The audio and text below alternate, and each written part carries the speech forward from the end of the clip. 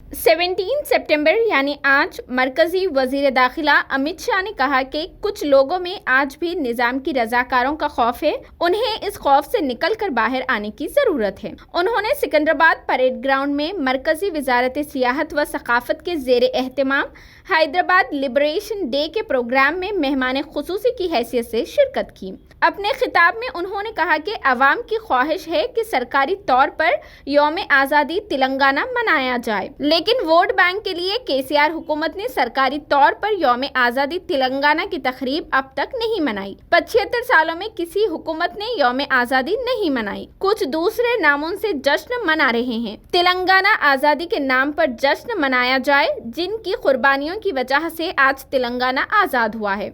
इख्तिदार में रहने वाले अगर इन शहीदों को खराज अकीदत पेश करने सरकारी तकरीब नहीं मनाते हैं तो ये तेलंगाना को धोखा देने के मुतरादिफ होगा। मरकजी वजीर दाखिला अमित शाह ने यह भी कहा कि तमाम पार्टियां तेलंगाना की यौम आज़ादी तकरीब सरकारी तौर पर मुनाकिद करने अपने बरसों तक डरती रहे। मरकजी वजीर दाखिला अमित शाह ने कहा कि तमाम पार्टियां तेलंगाना की यौम आज़ादी तकरीब सरकारी तौर पर मुनाकिद करने इतने सालों तक डरती रही, लेकिन वजीर आज़म नरेंद्र मोदी ने इस साल हैदराबाद लिबरेशन डे मनाने की हिदायत दी।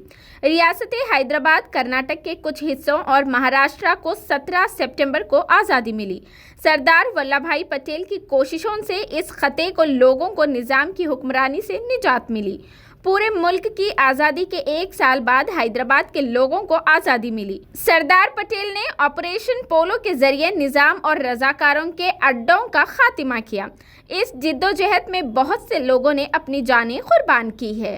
रजाकारों ने अपना डर खड़ा करने के लिए ढेर सारे नए नए कानून लगाए, चाहे विधायी का अधिकार हो, निजाम की निजी संपत्ति को निजी घोषित करना हो, सार्वजनिक कार्यक्रमों पर पाबंदी लगानी हो, हिंदुओं को मफूसा और गैर मफूसा के